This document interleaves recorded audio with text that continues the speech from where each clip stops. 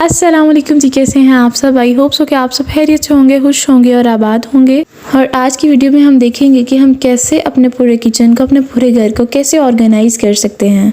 अक्सर ऐसा होता है कि हम एक ही दफ़ा सारे स्नैक्स ले आते हैं और फिर उनके डिब्बे के डिब्बे ही हम ऐसे रख देते हैं, उनको हम बिल्कुल भी ऑर्गेनाइज करके नहीं रखते।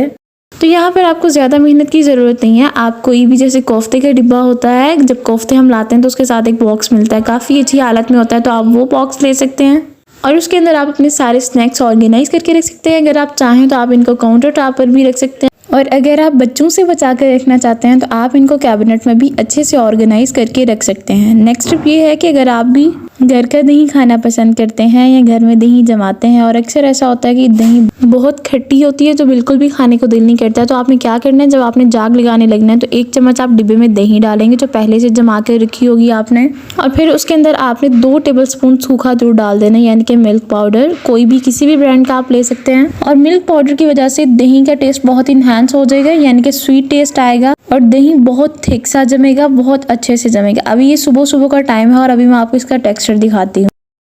ये रहा जी, ये अभी आप इसका टेक्सचर चेक कीजिएगा, इसकी थिकनेस चेक कीजिएगा। ये देखें, बिल्कुल जैसे एक बर्फी होती है ना, उस तरह से जमा हुआ है। और सुबह उठने के बाद आप इसको थोड़ी देर फ्रीजर में रख दें, ठंडा भी हो जाएगा और फिर ज़्यादा मज़ा आएगा। और थोड़ा सा मिल्क पाउडर ऐड करने से अगर आप चाहें तो आप विदाउट शुगर भी ये योगर्ट खा सकते हैं।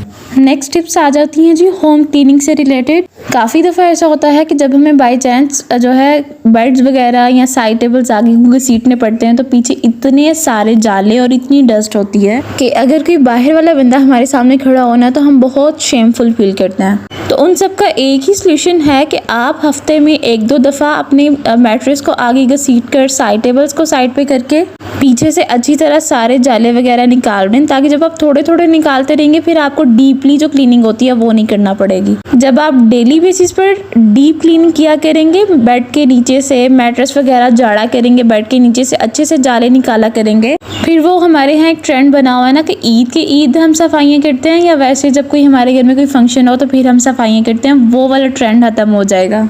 मतलब ईद पे या कोई फंक्शन हो घर में तो औरतों को ज़रूरत होती है कि वो अच्छी दिखें, प्यारी दिखें, खूबसूरत दिखें, लेकिन वो औरतें सफाइयाँ कर करके अपना इतना बुरा हाल कर लेती हैं कि ईद के दिन ऐसा लगता है कि जैसे पता नहीं ये कितनी बीमार हैं।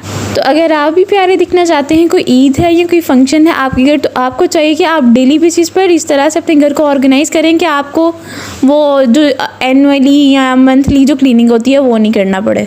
आप डेली बेसिस पर कभी एक रूम रख लें, कभी किचन रख लें, कभी अपना डाइनिंग एरिया रख लें कि आज हमने इसको अच्छे से साफ़ करना है। जब आप डेली बेसिस पर अपना पूरा घर साफ़ किया करेंगे या अपने घर को ऑर्गेनाइज रखेंगे तो उसकी वजह से दिल भी खुश रहता है और आपका मूड भी फ्रेश रहता है। और घर की साइडों पे ग्रीनरी का होना भी बहुत ज़रूरी है, इसकी वजह से भी एक आपको बहुत पीसफुल सी वाइब्स आती हैं। और वॉशरूम वगैरह भी मंथ में 1 से 2 दफ़ा ज़रूर सारी दीवारें सारे अच्छे से साफ़ किया करें। हमारी अक्सर कोशिश होती है कि हम रात में टॉयलेट और वॉशरूम वगैरह अच्छे से साफ़ कर दिया करें। उसकी वजह से क्या होता है कि आपके दिमाग से काफ़ी हद तक बोझ ख़त्म हो जाता है। और ये रहा जी हमारा ड्राइंग डाइनिंग। पहले हमारे सोफ़ों का कलर थोड़ा डार्क था, वो देखकर हम बहुत ज़्यादा बोर हो चुके थे, थक चुके थे। फिर अगर हम इसको सारा रीन्यू करते, यानी कि सोफ़े न्यू लेते, डाइनिंग चेयर्स न्यू लेते, तो काफ़ी एक्सपेंसिव हो जाता और हमारा उतना बजट नहीं था। फिर हमने क्या किया कि हमने सोफ़ा कवर्स, चेयर कवर और कर्टन वगैरह हमने सारे चेंज कर लिए, यानी कि सोफ़ा कवर्स हमने और जगह से लिए थे, कर्टन्स हमने और जगह से लिए थे, लेकिन इतने अच्छे वो मैच हुए थे कि हमारे ड्राइंग रूम का थीम भी ग्रे और ब्लैक का हो गया था। और कवर्स वगैरह और कर्टन्स का जो मोटिव है अंदर, वो सारा मामा ने अपनी मर्जी से सारा कुछ बनवाया था, और कवर्स वगैरह भी मामा ने खुद ही सारे स्टिच करवाए थे। और ये रहे जी, ये सामने भी हर तरफ हमारे घर की तकरीबन चारों तरफ ग्रीनरी है। और यहाँ पर आप सबके लिए ये भी एक टिप है कि आप जब भी सुबह उठें सबसे पहले सारी चीज़ें वगैरह सीधी करें, सारे कवर्स या कर्टन्स वगैरह पीछे कर दें, विंडोज़ ओपन कर दें, क्योंकि सुबह सुबह इतनी डस्ट भी नहीं होती, इतनी डस्ट भी नहीं आएगी, लेकिन फ्रेश एयर बहुत अच्छी होती है और फ्रेश एयर आपके घर में आएगी और बहुत अच्छा लगेगा। नेक्स्ट टिप ये है कि जो हमारे सोफ़ाज़ के कुशन्स होते हैं वो अक्सर फुली फ्लैट हो जाते हैं, मतलब ऐसे बिल्कुल एक चपेट सी बन जाते हैं। तो आप क्या करें, उनको चारों तरफ से पुश करें, अच्छे से उनको प्रेस कर लें, उसकी वजह से वो दोबारा से फ्लफ़ी हो जाएंगे। और ये रहा जी हमारा बिल ऑर्गेनाइज़र। ये भी हमारे घर में जो बैग पड़ा हुआ था उसमें हमने सारे बिल ऑर्गेनाइज करके रख दिए। नेक्स्ट टिप ये है कि आप जब भी मॉप लगाने लगे यानी कि फर्श साफ करने लगे तो अंदर थोड़ा सा शैम्पू ऐड कर लें, उसकी वजह से आपके फर्श पर बहुत ज़्यादा शाइन आ जाएगी, क्योंकि शैम्पू में सल्फेट वगैरह होता है जिसकी वजह से आपके फ्लोर में बहुत ज़्यादा शाइन आ जाती है।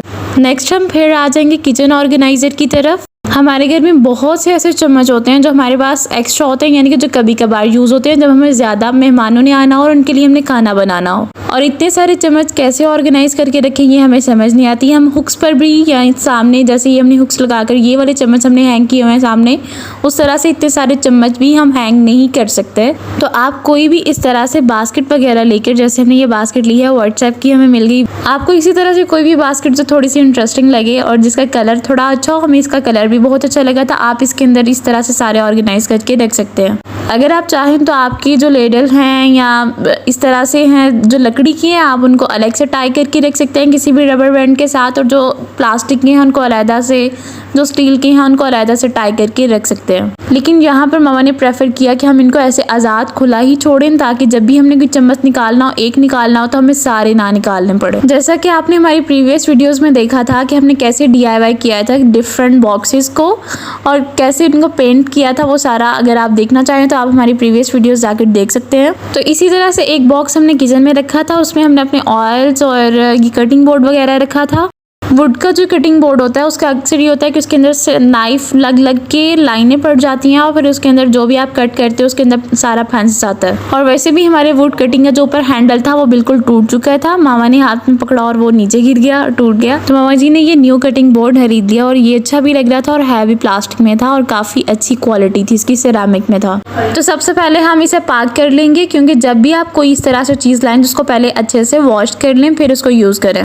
नेक्स्ट टिप ये है कि अक्सर हमारे कैबिनेट्स में सारी प्लेट्स ऊपर नीचे पड़ी होती हैं। अक्सर ऐसा होता है कि हम छोटी नीचे घुसा देते हैं, बड़ी ऊपर रख देते हैं और फिर बैलेंस नहीं हो पाती। तो अब हम क्या करेंगे, इन सारी प्लेट्स को निकालेंगे बाहर, सबको निकाल कर बाहर रख लेंगे, क्योंकि सारे घर में नहीं सुलझे हुए होते, सारे नहीं तरतीब से बर्तन रखते हैं, तो फिर घर में किसी एक को ही ऐसा जुगाड़ लगाना पड़ता है कि प्लेट्स हमेशा सीधी ही रहें।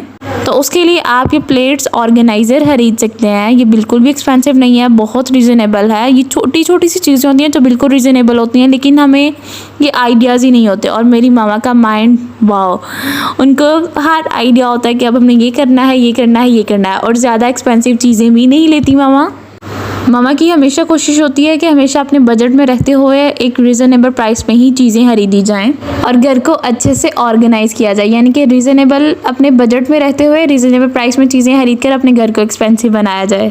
तो अब आप ये देख सकते हैं कैसे सारी प्लेट्स जो हैं ऑर्गेनाइज हो चुकी हैं। 12 थे इसके अंदर, मतलब जो स्टैंड्स बने हुए थे उसके अंदर आप 12 प्लेट्स रख सकते हैं। अगर छोटी प्लेट्स हैं तो वो 12 से ज़्यादा भी आ सकती हैं। अब ये रही जी किचन कैबिनेट्स, जहाँ पर आप अपनी सारी ग्रॉसरी वगैरह रखते हैं, तो वो भी अक्सर ऐसे ही मैसी हो जाती है, यानी कि कुछ भी स्पेस नहीं होती, फुली ऑक्यूपाइड होते हैं। तो आप क्या कर सकते हैं कि आप सारे, जैसे अभी मैंने ऑर्गेनाइज़ किया, मैं सारा आपको करके दिखाती हूँ। आप छोटी छोटी टोकरी ले सकते हैं, बास्केट्स होती हैं वो ले सकते हैं, सारा सामान बाहर निकालें। हम मतलब ऐसे ही हमारा ऑर्गेनाइज ही होता है तकरीबन, लेकिन हमने ये सारा पहले मतलब बिखेरा ताकि आपको दिखा सकें कि आप कैसे ऑर्गेनाइज़ कर सकते हैं। ये टोकरियाँ तो हर घर में होती हैं, तो आप इन्हीं को यूटिलाइज़ करके इसके अंदर अपना सारा सामान रख सकते हैं। इसकी वजह से क्या होगा, एक तो ये स्पेस भी कम लेगा, जगह भी कम लेगा, और काफ़ी ज़्यादा स्पेस जो है वो एम्प्टी भी रह जाएगी। वहाँ पर आप और सामान भी रख सकते हैं।